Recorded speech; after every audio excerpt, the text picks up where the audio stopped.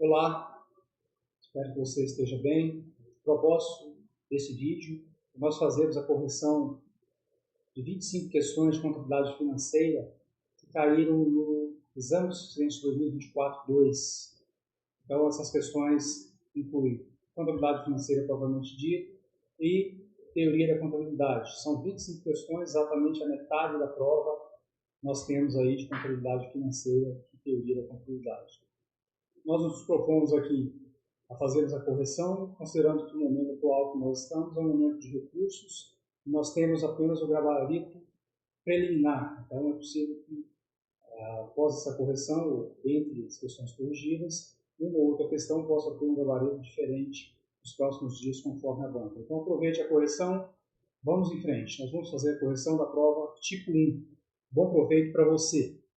Nós lembramos que essa correção ela está baseada, ou ela pode ser obtida com conteúdos publicados nesses materiais, que são de autoria nossa. Nós convidamos você a acessar esses materiais, são publicados pela Amazon. Também você consegue acessar esses materiais conosco, contato dos autores, nós estamos apresentando aí na descrição do vídeo. E essas obras, né, esses 3 volumes, apresentam ou discutem 33 pronunciamentos, né, em todos esses 3 volumes. Então nós temos questões comentadas ao longo do texto, nós temos questões para serem resolvidas com o gabarito, nós temos estudos de casos sobre cada um pronunciamento, figuras explicativas sobre cada pronunciamento, que facilita a aplicação do pronunciamento, já que a leitura do pronunciamento na íntegra, né, é um pouco mais complexo, né, menos fácil de compreensão. Então nós convidamos você a navegar aí por essas obras, a acessar essas obras.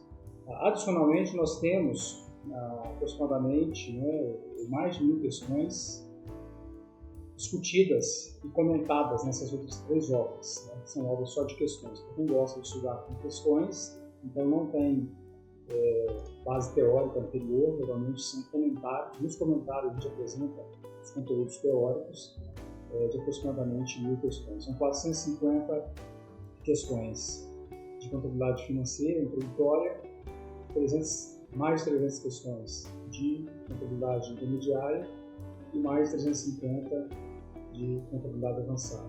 Portanto, mais de 1000 questões aí comentadas. Bom, vamos à prova. Nós vamos fazer a correção da prova tipo 1, que é a prova que nós tivemos acesso para fazer o comentário, né? As outras provas estão lá, mas nós preferimos corrigir essa prova. Com base nessa prova tipo 1, você pode tirar suas conclusões sobre outro tipo de prova que você tenha feito. Então vamos lá. A primeira questão que caiu aí, de contabilidade financeira, lembrando que esse é o nosso foco aqui, foi a questão de número 12 na prova tipo 1. Então, a questão de número 12 diz: considerado fato relevante divulgado por uma empresa de capital aberto, a perspectiva de alto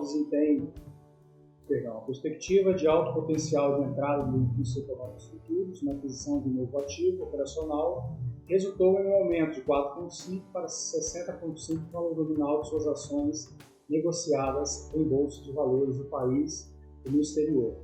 2 meses depois, verificou-se que tal fato relevante era falso. O acionista majoritário tinha conhecimento disso, que resultou em prejuízo de milhões de reais para a entidade, que foi tratado como crime contra o mercado financeiro.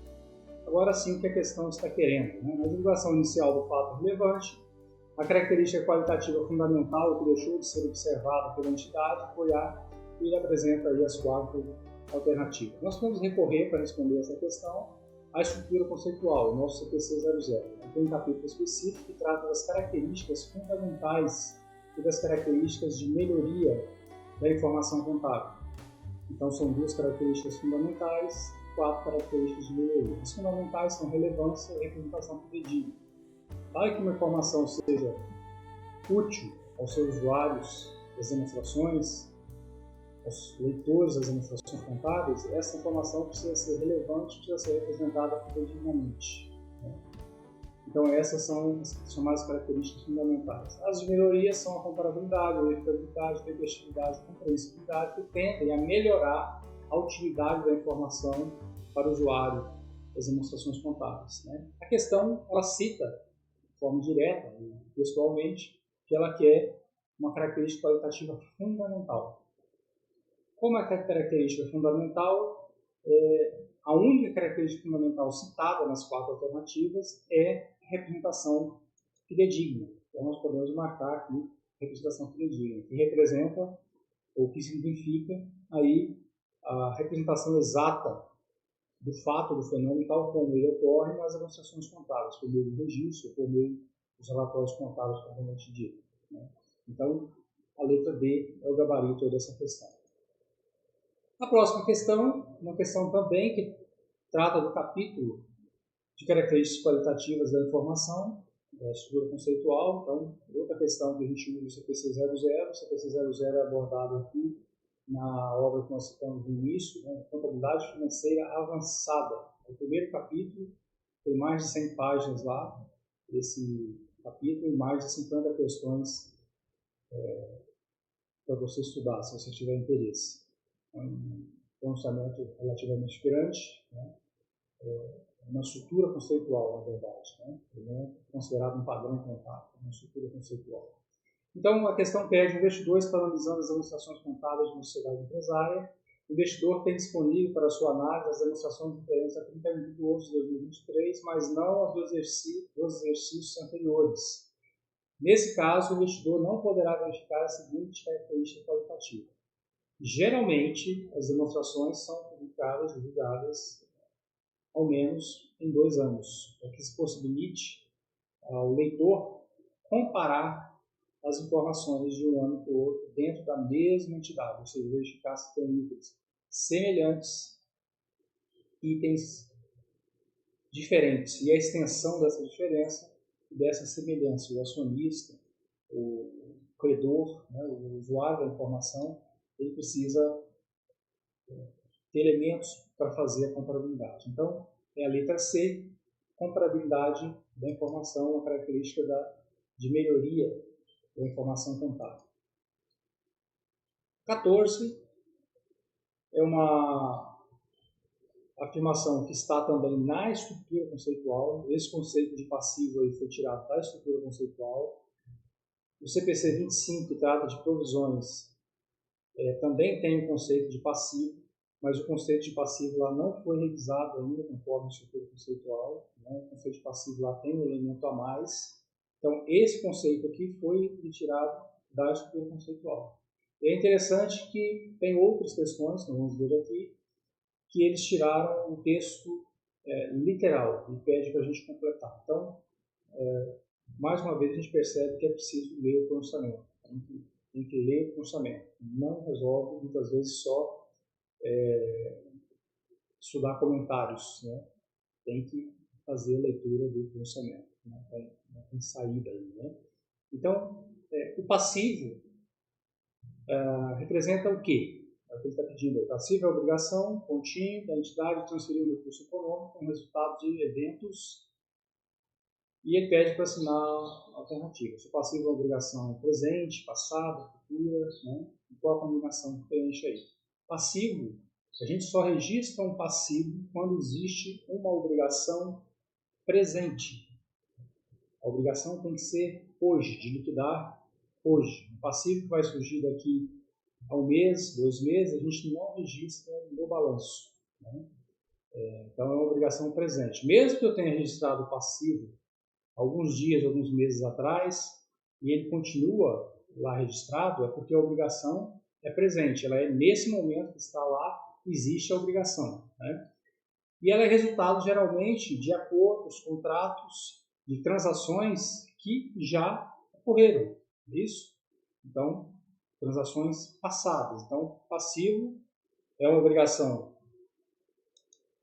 presente da entidade de transferir um recurso econômico, geralmente caixa, para fazer o pagamento, né?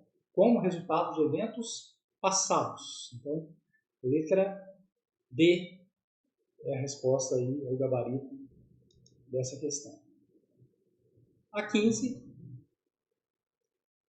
A NBCTG, estrutura conceitual para relatório financeiro, indica o conceito financeiro e o conceito físico de capital. De acordo com a norma, a seleção do conceito apropriado de capital pela entidade deve ser baseada. É mais uma questão que, apesar de não citar texto para a gente preencher, é uma questão que é literal. Você só vai conseguir responder essa questão se você tiver lido o item específico lá no pronunciamento, que é o item 8.2, que é o último capítulo da estrutura conceitual, CPC 00, né, que trata do capital da entidade. Então, ele começa dizendo: a seleção do conceito apropriado de capital da entidade deve ser baseada nas necessidades dos usuários de suas demonstrações contábeis. A entidade vai fazer a escolha entre o conceito de capital que foi estabelecido aí na questão, o capital financeiro e o conceito de capital físico, que trata lá o último capítulo da estrutura conceitual. Então, letra D é o gabarito da questão, nas necessidades dos usuários e suas demonstrações contábeis. 17. Prova do tipo 1. De acordo com a NBCTG 27, ativo imobilizado, o custo de um item do ativo imobilizado compreende, entre outros, quaisquer custos diretamente atribuídos para colocar o ativo no local e as condições necessárias para ele ser capaz de funcionar da forma pretendida pela administração. Na verdade, colocar o ativo no local e nas condições necessárias, né? Até o momento em que esse é o momento final em que o ativo para de receber custo. Quando ele estiver nas condições necessárias para ser capaz de funcionar da forma pretendida pela administração, ele para de receber custos, né? Entre os custos diretamente atribuíveis estão os custos, e aí nós temos 4 alternativas, né? 3 dessas alternativas são, 3 delas são consideradas despesas. Nós precisamos conhecer aí o pedido do CPC 27. Então, o item 16 do CPC 27 vai trazer lá o que não representa custo imobilizado, ou seja, são despesas. Custo de abertura da nova instalação, custos incorridos na introdução de novo produto ou serviço, né? Incluindo a propaganda, marketing, atividades promocionais aí. Os custos de transferência da atividade para o novo local, para a unidade sede local, ou a nova categoria de cliente, né? Incluindo os custos de treinamento pessoal e tudo mais, são despesas também. Custos administrativos e outros custos indiretos são considerados despesas, ou seja, não compõem o valor do custo do imobilizado. E aí, a gente observa que o item 17 vai dizer o que realmente compõe, né, são exemplos de custo do imobilizado. Então, essa é uma questão que a gente precisa estar com o pronunciamento de alguma forma fresco na memória para a gente conseguir lembrar, né? Uma questão tão óbvia, principalmente a alternativa que eles colocaram, né? Eles colocaram a alternativa lá de custo com teste para verificar se o ativo está funcionando, né? Então, os custos com teste compõem o custo do ativo imobilizado, por quê? Porque o ativo ainda não está pronto nas condições pretendidas para funcionar conforme determinado e definido pela administração. Então, esses custos com testes para verificar se o ativo está em pleno funcionamento, se pode ser colocado definitivamente para uso, eles são considerados custos do imobilizado, tá certo? As outras alternativas são geralmente consideradas despesas. Então, gabarito, letra C. Outra questão que pede a literalidade do texto, que te dá um texto e pede para você completar, uma questão que exige da gente conhecimento do pronunciamento, não tem jeito, não tem como fugir, tem que ler o pronunciamento, né? Outro ponto importante. O CPC 26. Esse pronunciamento 26 era tratado na aula de contabilidade financeira introdutória. Nós temos lá mais de 50 questões também que trata da apresentação das demonstrações contábeis. Nós temos aspectos teóricos, casos, questões para serem resolvidas pelo estudante, e nós temos figuras também que ilustram a visão geral do pronunciamento contábil. Vamos lá. De acordo com a NBCTG 26, a apresentação das demonstrações contábeis, a informação é material se sua omissão, distorção ou obscuridade pode influenciar de modo razoável decisões que os usuários primários das demonstrações contábeis do propósito geral tomam como base nessas demonstrações contábeis que fornecem informações financeiras sobre o relatório específico da entidade. Com base nesse enunciado, leio o fragmento a seguir. Então, a materialidade depende ou pontinho, da informação ou de ambas. A entidade avalia se a informação individualmente ou em combinação com outra informação é material no contexto das suas demonstrações contábeis tomadas como um todo. E ele pede, então, o que preenche a lacuna, né? Então, a materialidade depende da rapidez, da natureza ou da fonte, da magnitude, né? A gente teria uma tendência aqui, se não conhecesse o pronunciamento, de dizer que, por exemplo, materialidade depende da pontinho ou da fonte da informação, né? A gente tenderia a dizer isso porque parece bem lógico, coerente. Mas olhando lá o pronunciamento contábil, pronunciamento 26, que está 25, mas na verdade é 26, a correção aí, né? Pronunciamento 26, o 25 trata de previsão, é o pronunciamento 26. Então, a materialidade depende da natureza ou magnitude da informação. Então, a natureza se refere aqui ao tipo de informação e sua relação com os processos decisórios relevantes que os usuários tomam, né? Você vai investir mais na empresa, investir menos, qual o segmento de mercado seguir ou não, né?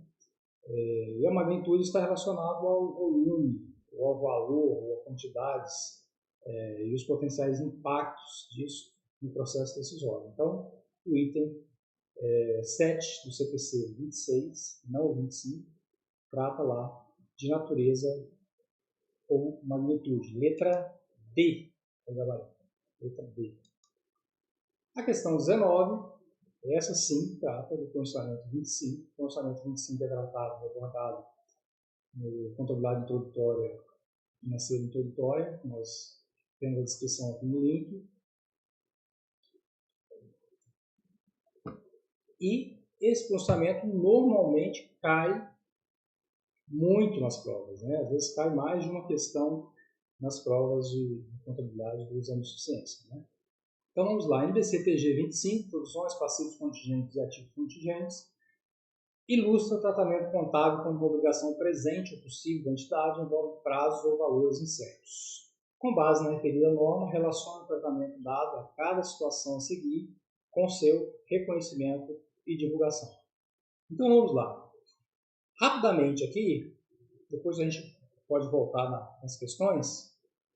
Ele quer o tratamento que é dado, ou seja, se é reconhecido no balanço, se é divulgado ou se não é reconhecido, não é divulgado. Então, por meio do pronunciamento 25, a gente pode tirar essas conclusões aí. Quando a obrigação é provável, ela é uma provisão, ou seja, ela é uma obrigação, ela é um passivo. Então, ela tem que ser reconhecida. Quando ela é reconhecida, ela tem que ser também divulgada em nota explicativa, certo? Quando é obrigação passiva, nós temos o chamado obrigação possível, perdão, nós temos o chamado passivo contingente. Passivo contingente é o passivo que não é passivo, né? Ou seja, é um passivo que não é reconhecido. O passivo contingente não é reconhecido no balanço patrimonial, porque é uma obrigação possível, né? Pode ou não ocorrer, geralmente tem aí, a gente fala empiricamente, tem 50%, menos de 50% de chance de ocorrer, né? A gente usa às vezes esse critério para ilustrar, não é bem dessa forma, precisa ser considerada a essência dos fatos, a gente usa isso para facilitar a nossa compreensão. E a provável está entre 50% e 100% aí, tá? Está mais próxima da realização, né? Da ocorrência. Então, o passivo contingente, que é a obrigação possível, ele não é reconhecido, mas ele é divulgado. Agora, a obrigação remota, você não reconhece no balanço nenhuma obrigação e você também não divulga, né? Exemplo daquela causa, por exemplo, trabalhista contra a empresa, que os advogados dizem, olha, a gente não vê chance nenhuma de ganhar, né? De eles terem êxito contra a empresa, ou uma ação de ordem civil, né?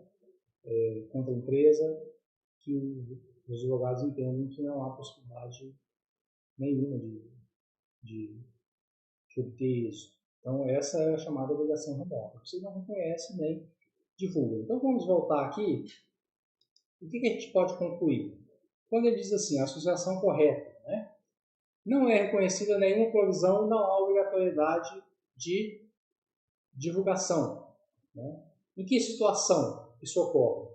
Isso ocorre quando há obrigação possível ou obrigação presente, cuja probabilidade de saída de recursos é remota. No último caso, ou seja, obrigação remota. A probabilidade de saída de recursos é remota. Né? Então, você não reconhece nem divulga informação sobre isso. Deve-se reconhecer a provisão e divulgar em modo explicativo. Esse é o caso da provisão, né? Que é uma obrigação. Então, há uma obrigação presente que provavelmente requer uma saída de recurso. Não é reconhecida a provisão, mas é divulgado fato em nota explicativa como passivo contingente. Então, o passivo contingente ele é divulgado, mas não é reconhecido. Então, há uma obrigação possível, ou obrigação presente, que pode requerer, mas provavelmente não irá requerer a saída de recurso. Então, o gabarito aí é a letra A. A sequência é 3, 1, 2. Questão de número 20. Uma sociedade empresária pode elaborar sua administração de fluxo de caixa de acordo com o método direto ou com o método indireto. De acordo com a NBC, PG 03, demonstrações de fluxo de caixa, a diferença entre as duas demonstrações elaboradas consiste somente na... Então, é uma questão, talvez, aqui de prática, né, contábil, de como elaborar a demonstração de fluxo de caixa. E lendo o pronunciamento 03, que é tratado em contabilidade financeira intermediária, as obras que nós apresentamos, está aqui a descrição no link do canal. A única diferença entre os dois métodos está na chamada atividade operacional. Então, qual é essa diferença? No método direto, todas as atividades de recebimento, pagamento que são consideradas operacionais são registradas pelo seu valor bruto, pelo valor total incorrido, geralmente sem ajustes. Ou seja, o que efetivamente entrou em caixa, o que saiu de caixa decorrente daquela atividade, daquela transação.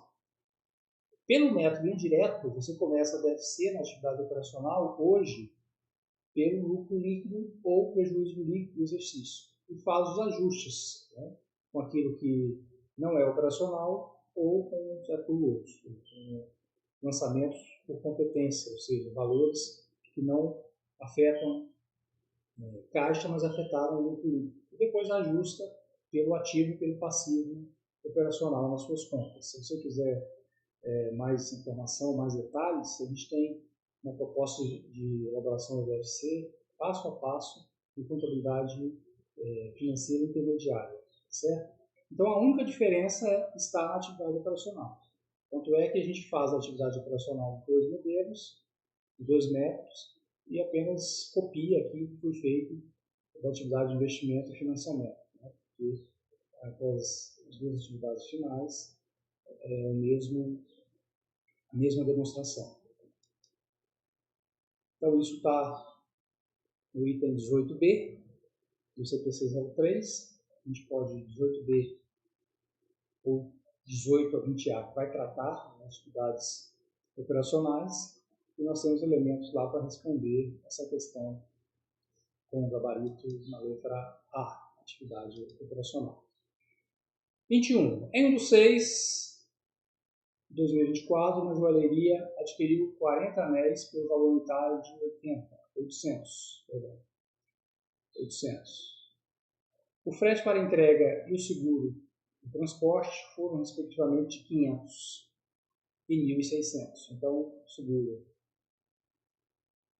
o frete, 500 e o seguro, 1.600. Os valores foram pagos à vista pela joalheria. Né? O custo do estoque no balanço patrimonial da joalheria, antes do início das vendas, é D, então ela apresenta as alternativas. Fato é, o valor dos anéis, 800, né? O valor unitário, né?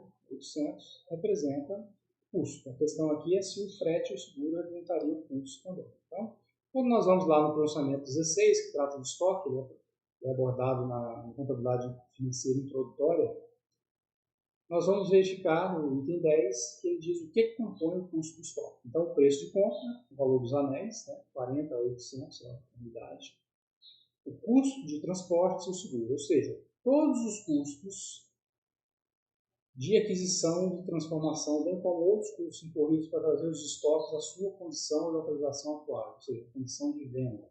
Né? Então, até o momento da venda, de colocação desse estoque à disposição de venda, relacionado a ele mesmo, ao estoque, então nós temos custos. Né? Portanto, o preço de venda, vamos ter que somar os custos do transporte e do seguro. Ficaria dessa forma: 40 unidades a 800, mais os 500 de frete, mais 1.600 de seguro. 34.100. Uma questão relativamente fácil, né? Em vista de outras que nós temos aqui. Então, gabarito letra D, 34.100. 22. Em 1 de 5 de 2022, uma loja de roupas pagou 180 mil a terceiros referentes ao aluguel antecipado de 3 anos do imóvel onde funcionava a sua loja, contados a partir da data do pagamento. Em 31 de 12 de 2023, a despesa antecipada do aluguel do ativo realizado a longo prazo da loja era. Então, essa é uma questão que a gente responde ela à luz do CPC 26, a apresentação das demonstrações contábeis, que traz lá o conceito de ativos circulantes, ativos de longo prazo, e também usando os elementos da estrutura conceitual CPC 00, que trata sobre o regime de competência, como é que a gente apropria, nesse caso, a despesa de aluguel, né? Como é que a gente reconhece a despesa e reconhece aí, continua reconhecendo no ativo esse aluguel pago antecipadamente. Então aqui foi uma antecipação de aluguel, e é interessante que essa questão apresenta uma data aqui bem diferente, né? Não é uma questão trivial. Então vamos lá a solução dessa questão. Maio a dezembro, nós temos aí, de 22, nós temos 8 meses. Né? A questão está querendo o aluguel realizável a longo prazo, né? De 31 de 12 de 2023. Então, parcela do aluguel que vai ficar em longo prazo aqui é aquela que vai ser apropriada após 31 de 12 de 2024. Né?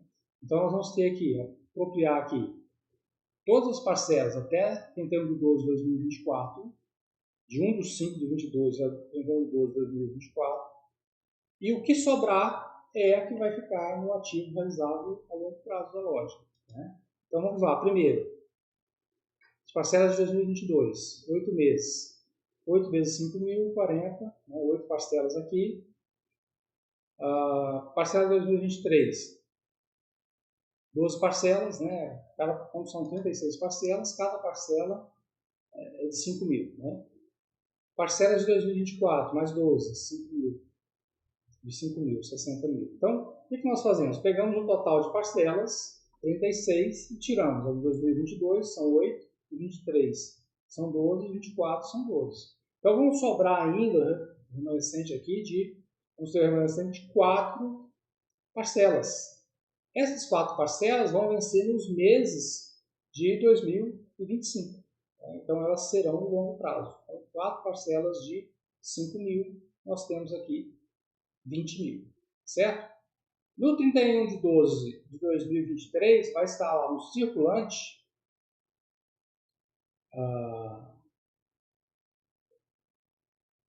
60.000. 60.000.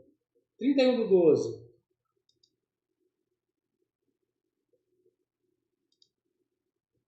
de 2023, vai estar 60.000. Esse 60.000 se refere ao quê? As parcelas que vencem aqui em 2024. É isso? O que passa de 2024 são 4 parcelas a 5.000, portanto 20.000. Gabarito, letra B, 20.000. Questão 23. Em janeiro de 2024, a despesa relacionada ao salário de uma sociedade empresária é de 500.000. Desse valor, 120.000 representava o imposto de renda retido na fonte. Assinale a opção que indica o lançamento contábil realizado em 31 de 1 de 2024 para reconhecer os efeitos decorrentes do fato, considerando que os salários da entidade são pagos no 5º dia útil do mês seguinte ao fato gerador. Então, No dia 31 é reconhecido a despesa e é reconhecido o passivo dos salários, né?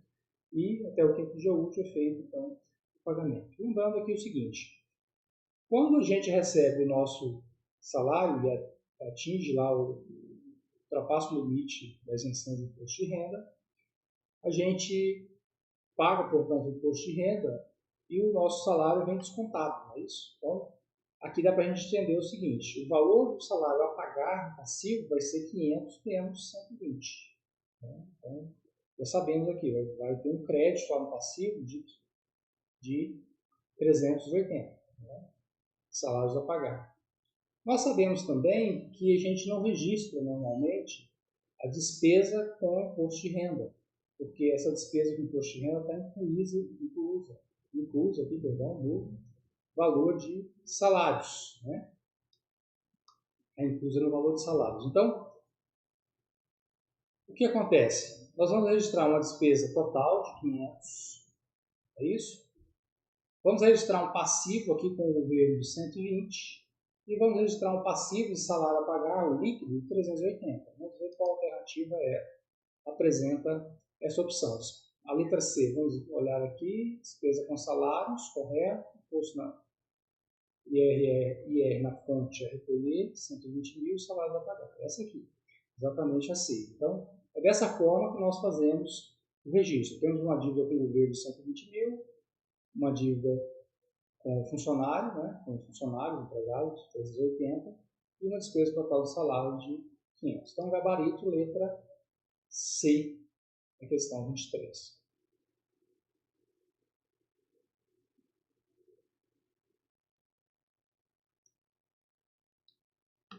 Assinale a opção que indica, questão 24, né? Assinale a opção que indica uma conta de passivo de uma entidade que não deve ser classificada como passivo circulante, de acordo com o MDC-TG 26, a apresentação das demonstrações contábeis, que é o nosso CPC 26. Né? Então, geralmente, tem 3 dessas aqui, que são consideradas passivo circulante, né? Ou ativo circulante, e as demais, o condicionamento 26 vai dizer não pode ser considerado um ativo ou passivo circulante. Então, se a gente pegar lá o item 56, o CPC 26, os tributos diferidos não devem ser classificados como ativo circulante. O que ele está pedindo aqui. Uma interpretação possível, né, é que esses tributos eles possuem razoável certeza quanto ao prazo de sua realização. Né? Então, por exemplo, prejuízos reiterados, né, o prejuízo que a entidade tem, não há certeza de quando haverá lucro suficiente para compensar o ativo diferido que é reconhecido quando há esse prejuízo. Né? Ou créditos fiscais também, quando há apropriação de tributo diferido, não há certeza exatamente quando a entidade vai gerar lucro para poder compensar esses ativos diferidos, certo? Então, por isso a recomendação é reconheça os tributos diferidos como ativo não circulante ou passivo não circulante. Muito interessante essa questão de 4, gabarito A. Uma loja de roupas funciona no imóvel alugado de terceiros. A despesa com aluguel é classificada na demonstração do valor adicionado da loja como? Esse aqui, ou essa questão, a questão 25, trata da demonstração do valor adicionado. Né? Isso é abordado lá na contabilidade financeira intermediária, se você quiser aprender a elaborar essa demonstração, tem um passo a passo lá de como elaborar e várias questões comentadas também sobre demonstração do valor adicionado. A demonstração do valor adicionado, ela está estruturada em 2 partes. Uma parte a gente chama de geração de riqueza, né, que tem 7 itens, e outra parte distribuição de riqueza. O que ele quer saber aqui na questão é sobre a distribuição de riqueza. Né? Então ele pergunta, por exemplo, pergunta deste caso, o pagamento do aluguel, não é isso? O imóvel que é alugado de terceiros. O imóvel é um capital, assim como o dinheiro, um recurso que é emprestado. Né? Sendo capital, ele precisa ser remunerado. E esse imóvel é dos terceiros. Então, a gente classifica o pagamento de aluguel como uma remuneração de capital de terceiros. Tá certo? A letra C é a resposta dessa questão. 26. De acordo com o MDCDG 36, que trata de demonstrações consolidadas, o investidor, independentemente da natureza de seu envolvimento com a investida, deve determinar se o controlador, avaliando se é controlada, deve determinar se é controlador, avaliando se controla a investida. Né? Em relação ao controle, considere os itens a seguir: poder sobre a investida, exposição a ou direito sobre, retornos variáveis decorrentes do seu envolvimento com a investida, capacidade de utilizar seu poder sobre a investida para afetar o valor de seus retornos, mais do que metade das ações com poder de voto com a investida.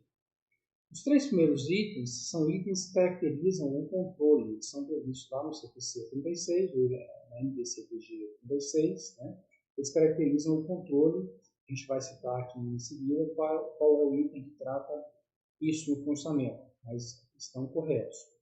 O quarto item, a gente pensa que é lógico, é coerente, né, entender que para ter o controle você precisa ter mais da metade das ações, né, com poder de voto, ou seja, 50% das ações mais uma ação. Isso não procede, né? Por mais que seja comum e normal acontecer, né, nos cenários de participação societária, é possível você ter menos de 50% das ações e controlar. Imagine só o seguinte: você tem 40% das ações, os outros 60% estão pulverizados. Cada um tem 2%, um tem 3%, outro tem 1%. Né? Então, há uma grande chance de você controlar essa entidade. Né? Porque se você concordar e mais alguns concordarem, vocês fazem mais de 50%. Né? Então, é possível controlar com menos de 50%. O postulado da essência sobre a forma, né, que traz a estrutura conceitual. Ou seja, se na prática, na realidade da empresa, da organização, observar que você tem o controle, realmente está caracterizado aí o controle, mesmo tendo um percentual menor de ações, né? Poderia haver até com 30%, 35%, de repente você controlar a entidade. Então, a 4 aí não é verdadeira. Né? A 4 aí não é verdadeira. Nós vamos ver isso lá no item 7 do CPC 36, tem os seguintes atributos que caracterizam o controle: né? O poder sobre a investida, a exposição a retornos variáveis, a capacidade de utilizar o poder para afetar os retornos. Então, gabarito, letra D, 1, 2 e 3. Um hospital localizado no centro da cidade adquiriu um terreno ao lado do seu prédio para a construção de um estacionamento para ser utilizado exclusivamente pelos pacientes, de modo a oferecer melhor atendimento. No balanço patrimonial do hospital, o terreno deve ser classificado como.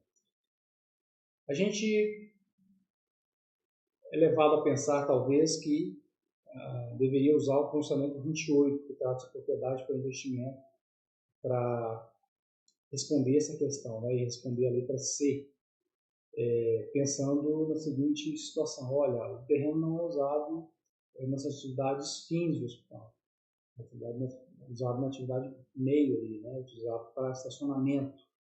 Então, ele não gera renda diretamente.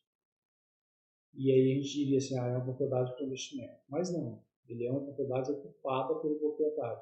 Então, à luz do próprio orçamento 28, ele é uma propriedade ocupada pelo proprietário, não é propriedade para investimento. Ou seja, ele é um ativo imobilizado, ele é usado na atividade para gerar renda, mesmo que indiretamente. Ele é usado na atividade fim, indiretamente é usado na atividade fim. Então, ele é um ativo imobilizado, letra A, isso está lá no item 9C do CPC 28, você pode conferir lá, gabarito letra A, ativo imobilizado. Questão 28, com relação às demonstrações financeiras, de acordo com a Lei 6.404/76, modificações, avaliza a afirmativa a seguir, assinale D ou F. Essa aqui é mais uma questão que a banca usou aqui a literalidade da lei. Se a gente pegar lá a Lei 6.404, a gente vai verificar que na literalidade da lei, usa-se a literalidade da lei para responder a essas questões. Então, não tem como. A gente precisa ler não só os comentários, mas ler também a lei, os pronunciamentos, né? As normas contábeis, principalmente os pronunciamentos e a lei 6.404. Ele pede qual que é verdadeiro, né? Então, vamos responder as questões, as alternativas, uma a uma, e fazendo a correção aqui de acordo com o texto da lei. O artigo 176, né? Então, ele usou na íntegra lá, praticamente, os parágrafos do artigo 176 da 6.404. Então, a alternativa 1 diz: as demonstrações de cada exercício serão publicadas com a indicação dos valores correspondentes das demonstrações do exercício anterior. Isso. Característica da comparabilidade que nós vimos em uma outra questão aqui. Tem que ter informações de outros períodos para poder comparar, pelo menos de mais de um período, né? Nas demonstrações, estava aí a alternativa: não poderá haver agrupamento de contas semelhantes, e a gente tem lá na lei dizendo que poderá, né? Poderá haver agrupamento de contas semelhantes. Então, por exemplo, você tem vários veículos lá, com características semelhantes, no balanço, eventualmente você pode juntar esses veículos, porque não são coisas diferentes, são coisas juntas. Você não vai criar uma conta lá, uma especificação para cada veículo, já que eles são semelhantes. Tá? Então, coisas semelhantes podem ser juntadas, coisas podem ser agregadas, grupadas. Coisas diferentes precisam ser desagregadas. Então, o 3. As demonstrações financeiras registrarão a destinação dos lucros segundo a proposta dos órgãos da administração, estava assim. E o valor será considerado definitivo. Então, o valor não é considerado definitivo. As demonstrações são submetidas aí à aprovação da Assembleia, no pressuposto de que elas vão aprovar, de que a Assembleia vai aprovar. Se não aprovar, é feita a alteração. Então, não é definitiva aí a proposta de destinação dos lucros. Né? Está lá no artigo 3º, no parágrafo 3º do artigo 176 da Lei da Excelência. As demonstrações serão complementadas por notas explicativas e outros quadros analíticos ou demonstrações contábeis necessárias para esclarecimento da situação patrimonial e dos resultados do exercício. Essa está correta, portanto, a letra D. A letra D vai dizer: a primeira é verdadeira, a segunda e a terceira são falsas e a última é verdadeira. Questão de número 28. Né? Questão de número 28, letra B. Questão 29. O ativo fiscal diferido é o valor do tributo sobre o lucro recuperável em período futuro relacionado a esse artigo a seguir, com exceção B. Então, o que está relacionado aí à constituição de ativo fiscal diferido? Tem uma delas que não está relacionada. Então, o ativo fiscal diferido, geralmente, ele é constituído sobre valores que você vai recuperar no futuro. Né? Seria empiricamente um tributo negativo. Né? Você apurou um prejuízo, por exemplo, então você vai registrar esse ativo fiscal diferido e futuramente você vai compensar. A nossa legislação brasileira permite a compensação, tem regras próprias de compensação de prejuízo. Né? Então, nós temos a previsão aí no CPC 32, é um funcionamento bastante complexo, né? É abordado em contabilidade intermediária, contabilidade financeira intermediária. Nós temos quase 150 páginas lá para tratar do CPC 32, exercícios, resoluções, figuras, ilustrações, questões comentadas e questões com gabarito, que pode te ajudar lá a compreender um pouco esse funcionamento. Mas é um funcionamento bastante complexo. Então, os itens 24 e 34 vão trazer exemplos aí de bases para se constituir o chamado ativo fiscal diferido. Né? Então, a gente já conhece ativo fiscal diferido sobre diferenças temporárias dedutíveis, prejuízos fiscais que serão compensados no futuro e créditos fiscais futuros. Né? Então, tem uma alternativa lá que diz sobre diferenças temporárias tributáveis. As diferenças temporárias tributáveis vão gerar os chamados passivos fiscais diferidos, não ativos fiscais diferidos. Né? Então, diferenças temporárias tributáveis, como exemplo, tem aí os ganhos ou ajuste positivo na variação a valor justo, né, de ativos. Quando a legislação do imposto de renda permite, você pode recolher esse tributo com um passivo fiscal diferido, ou seja, só no futuro, quando efetivamente o ativo ser realizado, você vendeu o ativo, isso no que se refere a ganhos, certo? Então, letra B é a questão de número 29. Esse é o gabarito. Diferenças temporárias tributáveis estão relacionadas a passivos fiscais diferidos e não a ativo fiscal diferido. Número 30. A CIA Verde Amarela é uma empresa brasileira que vende objetos relacionados à seleção masculina de futebol. Em 31 de 12 de 2022, a empresa apresentou lucro líquido de 800 mil em sua demonstração do resultado do exercício. No entanto, estimou que o lucro apresentaria uma redução de 80% em 2023, ou seja, ela apurou um lucro bom em 2022 e estimou que em 2023 ela teria uma redução de 80% do lucro, ou seja, aconteceria alguma coisa que reduziria esse lucro. Né? Eu não diz exatamente o que é, mas o lucro seria reduzido. Com a finalidade de segregar uma parcela do lucro em 2022, ou seja, não distribuir todo o lucro em 2022, pensando que vai acontecer um efeito negativo, um evento negativo em 2023, ela resolve então segregar uma parcela desse lucro, ou seja, não distribuir todo o lucro de 2022. Né? Observe o seguinte, que o que dá a entender aqui, a questão é, o evento que vai reduzir o lucro de 23 ainda não aconteceu, ele vai acontecer. Então, não se trata de provisão. Né? Na provisão, a gente tem uma obrigação porque o evento já ocorreu. Aqui não. Aqui o evento vai acontecer, vai impactar as demonstrações ainda, mas a empresa está prudentemente, né, segregando uma parcela de lucro, ou seja, não distribuindo ativos, né, o montante dos lucros totais, porque em 2023 o lucro vai ser reduzido. Né? Então, o que ela pode constituir aí? Uma reserva para contingência, reserva de lucro a realizar, reserva de lucro para expansão, ajuste e avaliação patrimonial. Né? São todas contas aí do PL, isso? Todas as contas do patrimônio líquido, certo?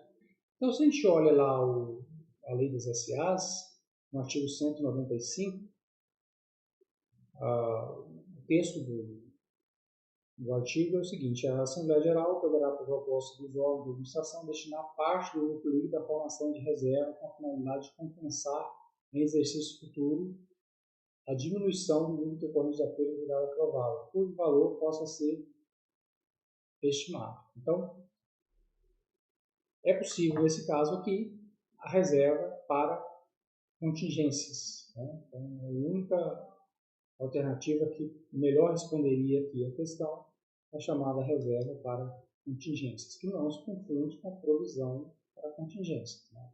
A provisão, o evento já ocorreu, você reconhece a obrigação. Na reserva, o evento ainda vai ocorrer, ainda vai impactar o patrimônio líquido, você só destina parte do lucro já apurado para essa reserva. 31. Um curso de idiomas oferecia aulas de inglês, espanhol e japonês. Em 2024, a gerência do curso resolveu extinguir a oferta de aulas de japonês e espanhol, passando a oferecer apenas aulas de inglês. A reorganização dos cursos teve efeito material na natureza e no foco das operações do curso, de modo que foi construída uma provisão para a reestruturação. Então, ele já afirma aqui, foi construída uma provisão para a reestruturação. O que ele está querendo? Querendo assinar a opção que indica gastos que podem ser incluídos no valor da provisão. Então, o gasto no valor dessa provisão para a reestruturação, ele tem que estar relacionado à reestruturação. Né? O decorrente tem que ser decorrente da reestruturação. Então, geralmente, como é provisão, o gasto, o fenômeno já aconteceu, que deu origem ao gasto. Né? A partir do momento que se torna pública essa reestruturação, ela cria expectativa em terceiros de que a entidade vai honrar com alguns compromissos. Né? Então, os gastos são relacionados, ou tem que ser relacionados à reestruturação. Não pode ser relacionado ao que a entidade vai fazer em seguida, né? Por exemplo, novo treinamento, remanejamento de equipe permanente, o marketing, investimento em novos sistemas de redistribuição, isso é o que ela vai fazer depois, né? Aqui ele está pedindo o que compõe o gasto por exploração, ou seja, o gasto é decorrente da decisão que ela tomou, né? Ou seja, que é uma obrigação presente, já aconteceu, né? Em função da decisão que ela tomou. Então, o que sobra? Qual o remanescente aí? O único gasto que está relacionado à reestruturação é o trazido na letra B, indenização aos proprietários das salas onde eram ofertados os custos e deixaram de ser utilizados. Em função da reestruturação, ocorreu isso. No momento que tomou a decisão de fazer a reestruturação, de interromper os custos, nós temos gastos aí decorrentes da indenização aos proprietários, tem que ser assumidos. Isso aqui é tratado no CPC 25, provisões, ativos contingentes, passivos contingentes, é abordado lá na contabilidade introdutória, financeira introdutória, né? Também tem questões, muita coisa lá interessante que dá para se observar. Então, essa aqui, pelo que eu lembro, já é a segunda ou terceira questão nessa prova que trata, que usa o CPC 25 como referência. Né? 32. Em 1 de 1 de 2020, uma sociedade empresária adquiriu uma van para transportar os seus empregados por 300 mil. A vida útil foi estimada em 15 anos e não foi considerado valor residual, ou seja, o valor residual aqui é zero. Todo valor de custo de aquisição ele será depreciado. A entidade não pretende vendê-lo ao final dos 15 anos. Né? Acredita que ele não terá valor ao final dos 15 anos. Em 2023, essa van apresentou diversos problemas que ocasionaram gastos de 24 mil, com reparos. Por conta dos problemas, a sociedade empresária decidiu comprar uma nova van e em 31 de 12 de 2023 vendeu a antiga van por 250 mil. Essa questão é bastante interessante, principalmente por esses gastos aqui com reparos da van, da primeira van comprada, de 24 mil. Né? Ela pede o seguinte: o lucro obtido com a venda. Ela vendeu a van e quer saber qual foi o lucro que a van teve. E o método de depreciação é o método da linha reta para depreciar os ativos. Né? Linha reta, ou o método das cotas constantes, ou da porcentagem, né? Ou o método linear, que você aplica um percentual contínuo, né? Todo ano, divide 100% pela vida útil, você acha o percentual que é aplicado todo ano para o bem. Né? Então, o que é preciso fazer aí? É preciso a gente identificar o valor contábil da van em 31 de 12 de 2023, foi a data que ela foi vendida. Né? Então, ela foi depreciada, vamos só conferir aqui, de 1 de 1 de 2020 a 31 de 12 de 2023. Né? Então, ela foi depreciada em 2020, 21, 22, 23, ou seja, por 4 anos, de 15 anos. Então, ela foi depreciada 4, 15 avos. Né? A depreciação de 4, 15 avos, 300 mil, não tem valor residual, é exatamente 80 mil. Então, 80 mil de depreciação. Quando a gente tira 80 mil dos 300 mil, o valor de aquisição, sobram 220. Então, em 31 de 12 de 2023, essa van estava registrada contabilmente por 220 mil. E ela foi vendida por 250. Se ela foi vendida por 250, nós temos então um lucro de 30 mil. Gabarito, letra D. 30 mil de lucro. Questão 33. Uma sociedade empresária elaborou a seguinte demonstração do resultado do exercício. Então, nós temos aí receita de vendas, custos, produtos e serviços vendidos, apura-se o lucro bruto, temos outras receitas, despesas de vendas, despesas administrativas, outras despesas, resultado antes dos tributos.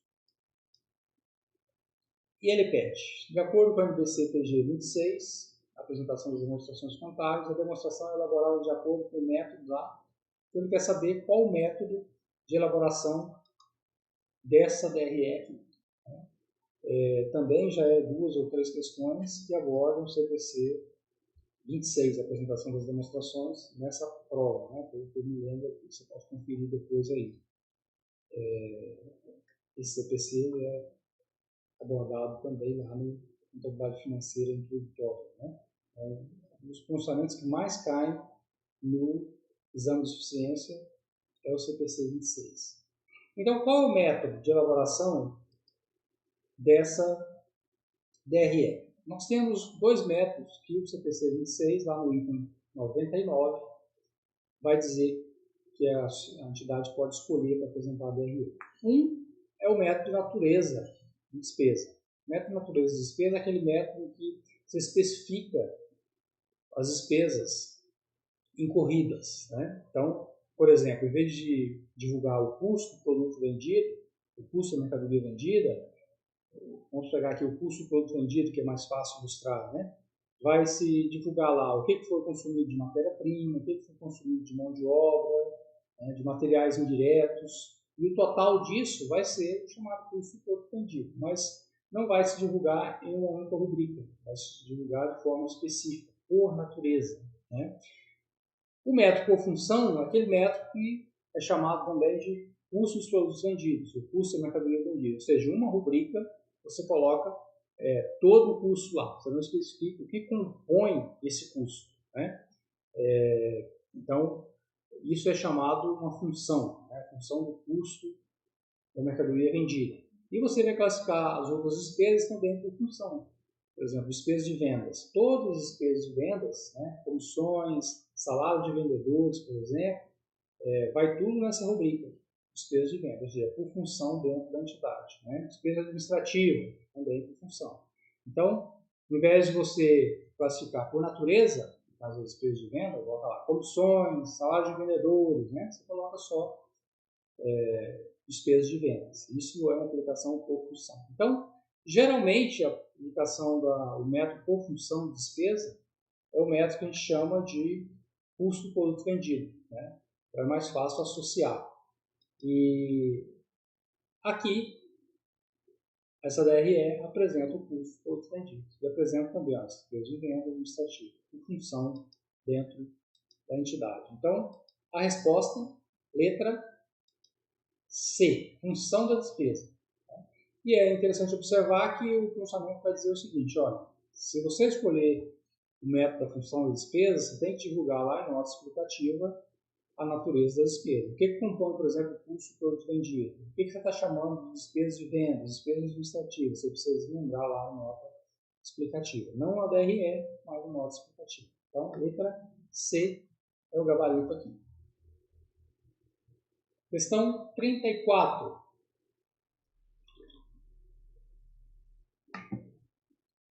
Em 31 de 12 de 2023, uma loja de cosméticos apresentava os seguintes saldos em seu balanço. Então, tem disponibilidade, estoques, clientes, equipamentos, informática, que é imobilizado, salários a pagar, passivo, empréstimo, passivo, capital social, patrimônio líquido, prejuízos acumulados, patrimônio líquido, né? No primeiro trimestre de 2024, aconteceu os seguintes fatos: venda à vista do estoque, 80 mil, recebimento do saldo de clientes, foi recebido aqui esse saldo de clientes, 20 mil, né? Pagamento de salários do ano anterior, tinha aqui 15 mil a pagar, salários. Pagamento de empréstimo bancário contraído, tinha um empréstimo de 35 mil para pagar, foi pago também. Reconhecimento e pagamento de despesas gerais por 100 mil. Então vamos ver o que ele pede em relação ao primeiro trimestre de 2024, ou seja, esses fatos ocorridos, né? É correto afirmar que a atividade operacional gerou ou consumiu, né, fluxo de caixa. Nós precisamos calcular aqui o fluxo de caixa da atividade operacional. Isso é tratado lá na contabilidade financeira intermediária. Quero destacar que tem um passo a passo lá, como é que a gente elabora o fluxo de caixa a partir das demonstrações. Aqui está pedindo para elaborar o fluxo de caixa a partir dos fatos contábeis, venda, compra. Mas como é que você, tendo as demonstrações, balanço, DRE, MPL, você consegue elaborar a DRE sem acessar esses fatos contábeis, que foi comprado, foi vendido. Ela tem um passo a passo em contabilidade financeira intermediária para você elaborar, deve ser a partir das demonstrações. Então vamos calcular o fluxo de caixa da atividade operacional. A atividade operacional geralmente está relacionada à atividade fim, à atividade central da empresa, o que envolve o que? A conta clientes, recebimento de vendas, estoques, que é o valor vendido, o valor negociado, fornecedores, que é o que paga o fornecedor em função da compra, despesas antecipadas, despesas gerais, vendas administrativas, Isso são consideradas atividades operacionais. Então, nós temos lá também, nesse material, está citado aqui, contabilidade financeira intermediária, quais são as contas do balanço da DRE que geralmente envolvem atividade operacional. Então, vamos aos fatos. Ele apresenta esses fatos aqui, nós vamos classificar esses fatos se é uma atividade operacional, de investimento ou de financiamento, certo? Venda à vista, 80 mil. Essa é uma entrada típica operacional, Então, isso aumenta o fluxo de caixa. Recebimento de saldo dos clientes, era 20 mil, É uma entrada operacional também. Venda à vista dos equipamentos de informática. O grupo imobilizado, ou investimento, ou intangível, até mesmo algumas contas realizadas a longo prazo, geralmente nós os classificamos em atividade de investimento, porque se refere a investimentos que a entidade faz em longo prazo, ou seja, que vão ser recuperados em longo prazo. Então, esse 60 mil da venda dos equipamentos é uma entrada de investimento, não vai entrar no fluxo operacional.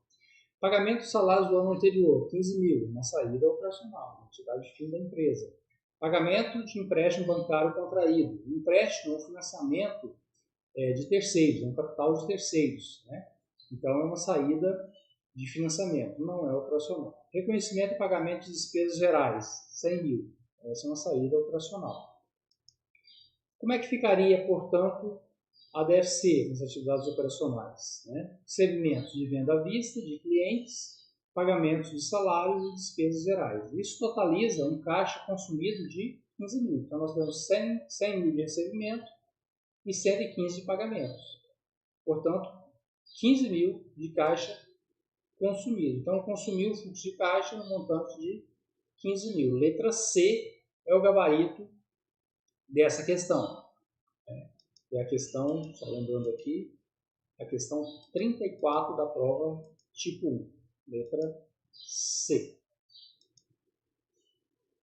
Questão 35. Avalie se as divulgações relacionadas a estoques de uma sociedade empresária devem incluir valor de estoques reconhecido como despesa durante o período, valor de estoques escriturados pelo valor justo menos custo de venda, valor total escriturado em estoques e valor registrado em outras contas apropriadas para a entidade. Ele quer saber o seguinte: esses itens 1, 2 e 3 devem ser divulgados quando relacionados a estoques. Quando a gente pega o CPC, analisa o CPC 16, lá no final do pronunciamento, na parte final, tem o que deve ser divulgado. E aqui é interessante que, mais uma vez, a banca foi na literalidade. Ela pegou um item do CPC 16, um item 36, e simplesmente transcreveu 3 alternativas lá do item 36. Eu diria assim, uma questão que você acaba tendo que decorar o pronunciamento. O ideal seria pedir uma interpretação do pronunciamento, não para que se decorasse, mas você tem que ler o pronunciamento. Mais uma confirmação aí de que não é suficiente só estudar comentários e conteúdos sobre os pronunciamentos. É preciso ler também na íntegra, porque os textos estão sendo cobrados. Então, a gente vai encontrar lá exatamente o que está aqui nas alternativas. Tem mais itens, mas essas 3 que estão na alternativa, nas alternativas 1, 2, 3, estão previstos lá no CPC 16. Então, a letra D é o gabarito. 1, 2 e 3 estão corretos. Questão 36 é mais uma questão literal. mas agora da lei das SAs. Então a banca foi na legislação, na Lei 6.404/76, e trouxe lá na íntegra afirmativas sobre as notas explicativas. Né? A1. As notas explicativas devem apresentar informações sobre a base de preparação das administrações financeiras e as práticas contábeis específicas selecionadas e aplicadas para negócios e eventos significativos. Parece adequada, né? Coerente. É obrigatória a indicação de eventos subsequentes à data de encerramento do exercício, mesmo aqueles que não tenham efeito relevante sobre a situação financeira e os resultados esperados da companhia. Não faz sentido, né? Ou seja, tem que ter efeito relevante, você não vai divulgar aquilo que não é relevante. Né? A própria OCPC 07 vai tratar disso. Tem que ser divulgado o que é relevante apenas. E tudo o que é relevante. A entidade pode retificar políticas contábeis inadequadas por meio da divulgação de notas explicativas. Né? Embora a questão cite no enunciado aqui a Lei 6.404, a questão usou também, para saber o que está correto aqui das alternativas, né? A questão usou também conhecimento do pronunciamento, né? Do pronunciamento contábil. Então nós vamos ver lá no artigo 5º, parágrafo 5º do artigo 176 da Lei das SAs, consta apresentar informações sobre a base de preparação das administrações financeiras e das partes contábeis específicas, selecionadas e aplicadas para negócios e eventos significativos. Alternativa 1. Está correto. Os eventos subsequentes da data de encerramento do exercício que tenham ou possam vir a ter efeito relevante sobre a situação financeira e os resultados futuros da companhia. Então, tem que ter efeito relevante. A questão lá afirma que, inclusive, os relevantes deveriam ser divulgados. Não, somente os relevantes. E a última alternativa vai ser respondida com base no conhecimento do CPC 26. Então, a questão ela mesclou aí conhecimento da Lei das SAs com o funcionamento contábil. Né? O item 28 do CPC 26 prevê: a entidade não pode retificar políticas contábeis inadequadas por meio da divulgação das políticas contábeis utilizadas ou por meio de notas explicativas ou qualquer outra divulgação. Tá? Pense aí na seguinte situação: o que representaria isso? Olha, a entidade ela adota como método de depreciação dos seus equipamentos, do seu imobilizado, o método linear, no ano X. No ano seguinte, ela resolve mudar e adotar o método da soma dos dígitos, por exemplo, que é um outro método de depreciação. E ela não altera o seu cálculo de depreciação naquele ano ou no ano anterior, para ter comparabilidade da informação. Né? O correto é, se ela alterou naquele ano, tem que alterar no ano anterior também, para que o usuário da informação compare a informação com base no mesmo método, ou seja, na soma dos dígitos, que é o que ela volta agora. Então, ela não poderia simplesmente divulgar em nota explicativa que ela mudou, né? E fazer os cálculos lá na nota explicativa, demonstrando qual efeito, que ela mudou.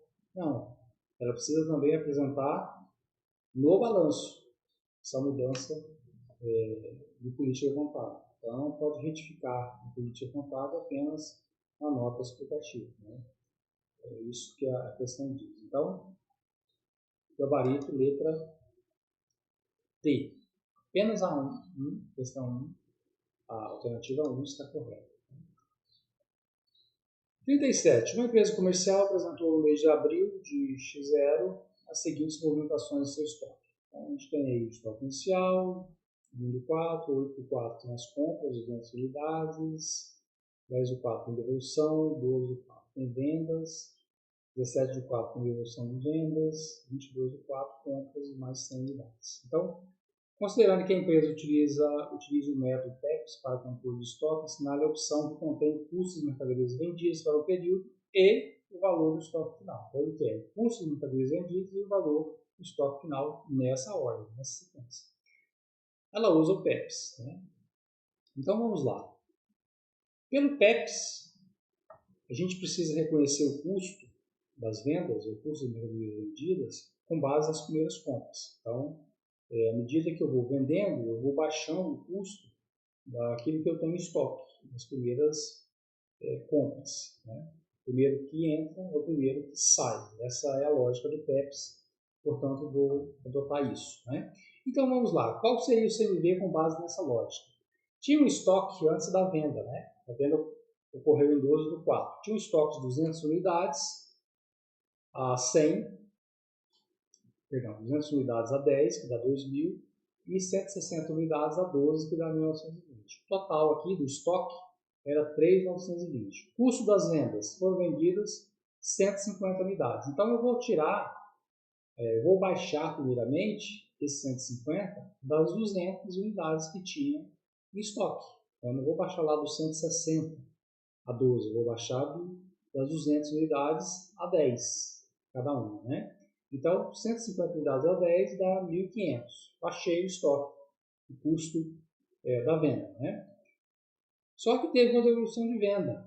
Foram devolvidas 30 unidades. Né? Então, eu vou lá também nessas 30 unidades e retorno essas 30 unidades pelo preço que eu reconheci na baixa, né? 10 cada uma das unidades. 30 vezes 10, 300. Então, na verdade, o custo líquido aí, das mercadorias vendidas, foi 1.200, né? 1.500 menos os 300 aí, que foi uma retificação do custo, certo? Então, achamos aí qual é o CMV, 1.200, que é a primeira alternativa que ele pede lá, o primeiro pedido da questão, né? O CMV é 1.200. O estoque final, basta nós pegarmos o que nós fizemos aqui, ó, anteriormente. Isso que havia de estoque antes da venda e tirarmos a venda. E acrescentarmos a compra que houve ao final. Então, nós tínhamos estoque 3.920, tiramos 1.500 da venda, devolvemos mais 300 da devolução, né, do estoque, e acrescentamos uma compra que houve aqui em 22/4. Isso dá 4.970 de estoque final. Então, a letra B. A questão apresenta possivelmente um erro, né? Que ela diz em 17/4 o seguinte: devolução de vendas de 10/4. Só que a venda ocorreu em 12/4, não foi 10/4. Então essa questão pode ser anulada, é possível, né? Vamos aguardar aí, é possível que seja anulada. Mas o gabarito, tirando isso, seria letra B. Então 1.200 e 4.970. Então chegamos ao final aí das 25 questões de contabilidade financeira que caíram no exame de suficiência na edição 2024-2. Espero que você tenha aproveitado aí essa correção. Repassa aí para os seus colegas. Eu acho que é uma oportunidade que a gente tem de aprendizado, de conhecimento. Aqui estão as obras que a gente citou aí no decorrer do trabalho, né? Se você, por exemplo, gostaria de aprender como elaborar as demonstrações financeiras, todas elas, as demonstrações contábeis, são aplicadas no Brasil, conforme as normas internacionais de contabilidade. Nós temos também essa obra, Demonstrações Financeiras no EFRS, que é bem prática, né? Ela te dá um caso para você de modelo, te dá um outro caso para você ir resolvendo passo a passo, e ao final você tem todas as demonstrações elaboradas, inclusive notas explicativas e o relatório do auditor, né? Então, acesse aí no link da descrição. Na Amazon também você consegue encontrar essas obras. Eu desejo sucesso para você aí, que você continue firme, continue estudando, se não foi aprovado ou aprovada nessa edição do exame, que seja na próxima edição, esteja preparado na próxima edição, certo? Então, tudo de bom para você e bons estudos. Compartilhe aí esse vídeo com quem precisa estudar, com quem está nessa caminhada junto com você, que com certeza vai poder ser útil para nós. Um abraço.